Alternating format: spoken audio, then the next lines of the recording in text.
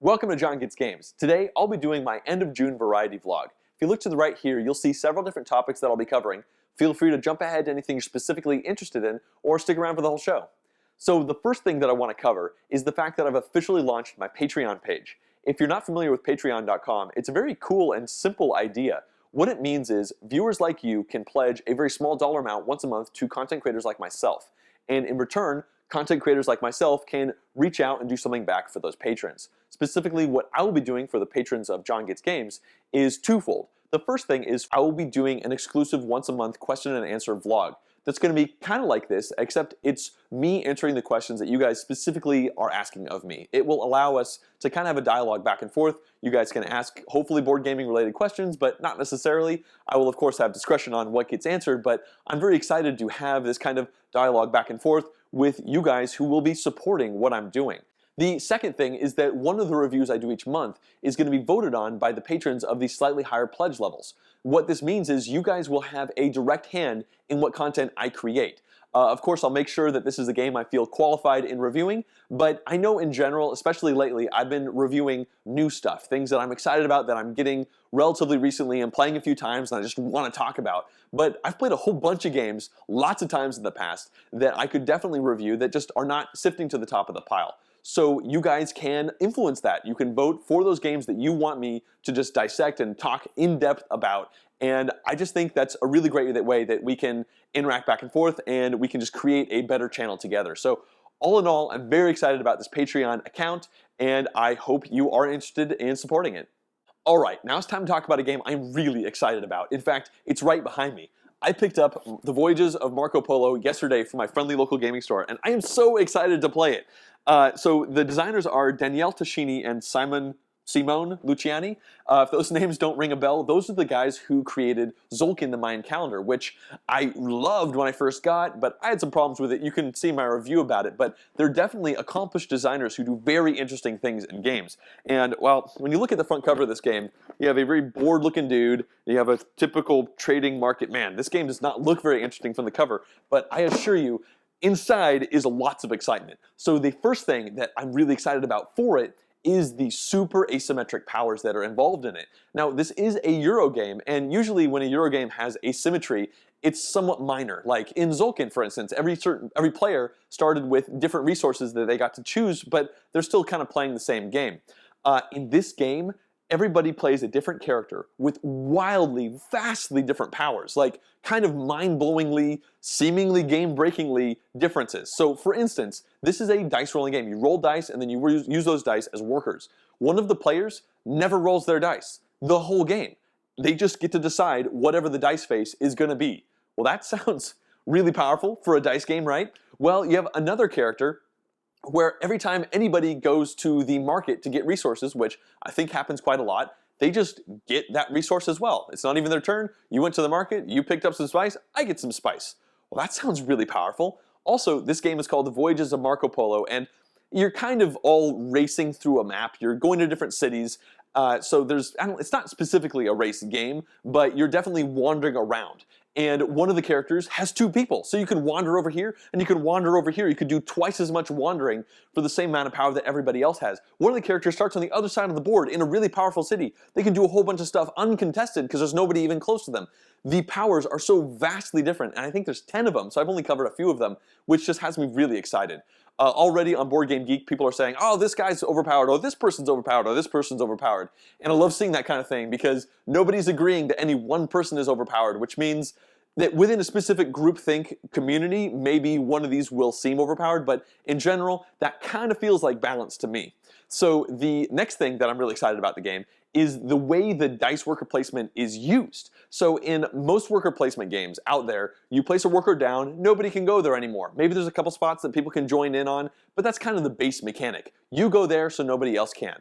In this game, they've definitely changed it. So you can pretty much always place anywhere with your dice. I think there's one spot where you can't.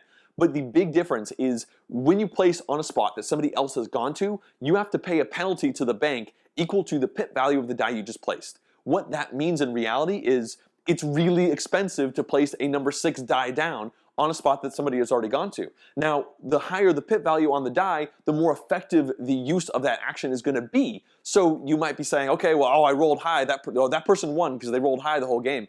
But they're going to be paying out the nose to place these dice on spots they need to go to because somebody else went to, because every time they place that 6, well, boom, they're going to have to pay $6. Versus the person who rolled a 1, well, they might not need that super powerful ability that goes along with it. They're fine with the low 1. They put it on there, they pay single gold to the bank, and that just sounds like a really cool idea. So that you're only really mitigated by how well you're able to generate your money engine. I've heard that money can be pretty tight, so that means probably in reality there are many spots that you just can't go to, but it's not just a general rule. I think that's such an interesting innovation on the mechanic. We'll see what I actually think after I've played it, but I'm very excited about that. Finally, the board is just totally randomized every game. There's all these cities that you can go to, and they have different attributes on them. When you go there, they give you a bonus, and they might unlock an action that you can do for the rest of the game. You can put a die on there to do a specific thing. They are all totally shuffled every single game. So even though most of the characters start in the same spot, and they're going to visit that city with that specific name on it, and that next city with a specific name on it, the abilities and what's going on in that city are going to be vastly different. So you're going to be looking at the board and deciding, well, you know, you're not always going to go along the top. Maybe this time you go down here. Maybe this time you go over here. Maybe this time the character who starts way on the other side of the board is really powerful because of the specific abilities that were randomized out to be over there. It feels like it has an incredible amount of replayability. It looks like a really tight Euro with super asymmetry. Oh man, I love all of those things, and wrapped up together leaves me super excited to play Marco Polo. Hopefully I get to play it soon. Now it's time to talk about a game that unfortunately left me pretty disappointed, and that one is going to be Penny Press. Now, as always when I do these disappointed segments, this is not a review. I specifically do these because I want to talk about the game, but I don't feel like it's likely I will play the game enough to be able to do a thorough review of it. So let's talk about Penny Press. This is published by Asmati Games, and I am a huge fan of Asmati Games. In fact, it was a Kickstarter, I backed it, and I think I've backed every single Kickstarter that Asmati has done for the last 3 years. Impulse, Adorable Pandering, I've got Equinox, which is amazing. I've got all sorts of Asmati games, and I was really excited that this game has gorgeous artwork in it, and Asmati Games is not really known for that. They have very practical art on their games. You know how to play, but you're not going to be really knocked over by the art that's going on. And this one, I mean, it looks like a newspaper, looks like a stack of newspapers right here. I watched the, this was on the Tabletop Deathmatch, which was a YouTube channel. It was kind of like a Survivor-esque designer series where through that competition, the people at the very end got help publishing their game, and this is one of those. And I liked the way the game looked as it was playing through there. Anyway, let's get to the disappointment. Well, the way this game works is you are trying to build newspapers, and you are putting your little news people out on specific stories, and the stories are like war and New York and sports and that kind of thing. And they will go up and down as far as how important they are in the public consciousness, which I think is really cool. And then when you go to press, you take all these stories out and you put them on this little newspaper board where you kind of like Tetris them all in, and you get victory points for how well you do that. That seems really cool. What I wasn't terribly excited about was the fact that it did seem a little bit like area control. So the little pieces that you're putting your newspaper people out onto are, essentially you get to take them if you have the most people on there. And in general, area control is not my favorite mechanic, but this had so many other things going on with great production value and art, and I don't know, I was interested, I bought it. The issues that I have with this game, I've only played it once, I might play it again, I don't know how many more times I'll get played out of it, is that it does appear that somebody could get knocked really far down really easily by missing one newspaper print run. Now, this isn't a random thing. They might make a mistake, but the way it works is you put all your little news people out, and there's like 5 of them, and when you go to print, you pull them all back, and you make your little newspaper, and then you want to go back again. And in the game, you're going to be doing like 3 to 4 different prints of the newspaper. The issue is that if somebody has a situation where they can't really make the newspaper because something happened and they're going to be like a 0-point newspaper, they might want to stall out and then, well, they'll wait. They'll try to wait one more turn. Maybe they'll be 1 turn behind, then they'll publish a good newspaper. So they place another person out. Well, those people who just published newspapers, got victory points, and seemingly are getting in ahead, have 5 news people that they can put anywhere they want to. And the way the game works is when you put them down, you can put as many as you want to out. So they are kind of getting ahead, they got victory points, they made the newspaper, and now they have this huge stockpile that they can throw out there and immediately get the majority on the stories that that person who is a little bit behind on was trying to get. And now they are really far behind. And what ended up happening in the game specifically, And I'll admit it, I was the person who was super far behind, who got left out of a newspaper cycle. I ended the game publishing like 2 less newspapers than my opponents, and I think I had half their score, and I was frustrated for pretty much most of the game. Like, I was having fun until that first newspaper cycle where I kind of was a little bit behind the boat, and then I was just like drowning the rest of the game trying to stay on top of my opponents. Now, there is a little bit of a bring back the leader mechanism with advertisements that go on your newspaper, but I don't know. The game plays very quickly. We played it in about an hour or so, so that is a bonus for a game where specifically someone can get knocked really far behind. It's possible I played a rule wrong. I don't think I necessarily did. Ultimately, I think the area majority-ness of it is too big of a deal in the game, and I don't really like that in general. And then I just felt like it was too hard to catch back up. The cool decisions were not as compelling as I thought they would be. I really liked building the little newspaper. That was really cool. I just, ultimately, it came together in such a way that left me feeling like, at the end of the game. Like, I didn't hate it. I didn't hate it at all. I don't think it's a bad game. I just was very disappointed by it. I've only played it once. Like I said, I cannot authoritatively say whether it's good or bad, but it left such a bad feeling in my mouth that I will likely not be running back to play it again. It's probably going to get pushed down on the stack. And now it's time for the last section, which is new games. These are all the games, to the best of my knowledge, that I've acquired since I did the last vlog. I'm going to very briefly discuss what I think about them, so let's jump right into it.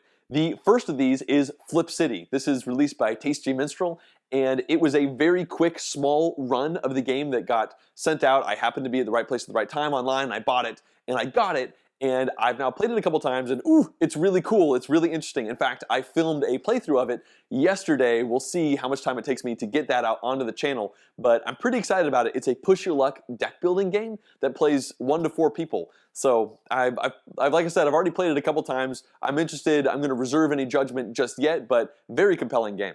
The next one is Nations the Dice Game. I saw it on the shelf at my friendly local gaming store a couple weeks ago, and I couldn't help but buy it. I played it at BGG-Con last year, and I enjoyed it. I was a little worried about replayability. It seemed like a lot of the tiles were very similar, but it's a very light, quick game, and I played it a few times now, and I'm liking it so far. It's a dice engine building game, essentially. You start with 5 crappy dice, and at the end of the game, you got like 10 or 15 interesting dice and a bunch of little chits that give you bonuses. It's neat. It's neat. I'm definitely enjoying playing that one.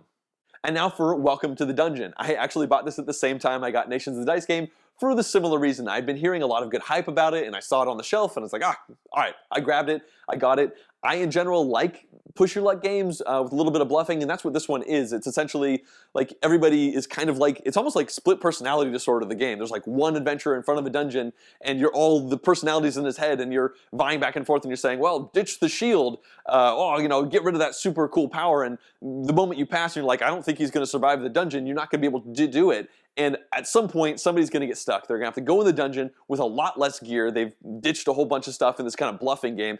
And if they survive the dungeon, then great. If they die in the dungeon, that's bad. The game has player elimination. It's had a lukewarm response the couple times I've played it so far. I'm going to definitely give it a couple more tries. I've heard great things about it online. I haven't necessarily seen that in my experience, but we'll see. We'll see. I'm reserving judgment on that one so far. And the next one is Queen's Architect. This was another Kickstarter game that I kind of backed a bit on a whim. The Kickstarter page looked interesting enough, the price was good enough, and what I actually got is a game that I'm pretty excited about so far. I've really enjoyed playing it. It's a rondel-based game. Everybody has their own little rondel, but it's a racing Euro game, which you don't see very often. There are no victory points. You just have to race, race, race, and be the first person to get around the rondel enough times and just do the minimum number of actions to get to the end of the track. It's got hexagonal artisans that you rotate in almost like a gear-like fashion on your little player boards. It's got a whole bunch of really cool things going for it. I'm almost for sure going to do a review of that one pretty soon. I just need to get a couple more plays in. Next is Sylveon, and this, I actually bought it at the same time I got Nations the Dice Game and Welcome to the Dungeon, once again because I saw it on the shelf and I was like, I liked Onirim, and I like playing cooperative games with my girlfriend Jessica. She likes all kinds of games, but she definitely specifically enjoys cooperative games, and I'm enjoying them more and more. I thought Onirim had a great art aesthetic and some very interesting ideas in it, and I heard that this one was kind of like a tower defense kind of game where there's a bunch of flame that are kind of progressing towards a forest, and you're trying to put these little towers down to put out the flame. I've played that one once or twice. It's pretty interesting. There's definitely a lot going on, and I'm pretty bad at it so far, but I'm very happy with that one. Just Like everything in the Oniverse line, all designed by Shadi Torby, I think his name is, it's got just amazing production quality. Very cool little box. I'm looking forward to playing that one more. The next one is Quicks. This was a like $9 add-on to a Amazon order that I was doing already. I just couldn't help myself. People have been saying really good things about it online as a super duper fast dice-based filler game. I'm going on a camping trip in a couple weeks, so it just sounded like a fun thing to have along. I haven't had a chance to play it yet, but hopefully it's good. And now we have Microcosm, which is a two-player micro game kind of set in the Eminent Domain universe by Tasty Minstrel Games.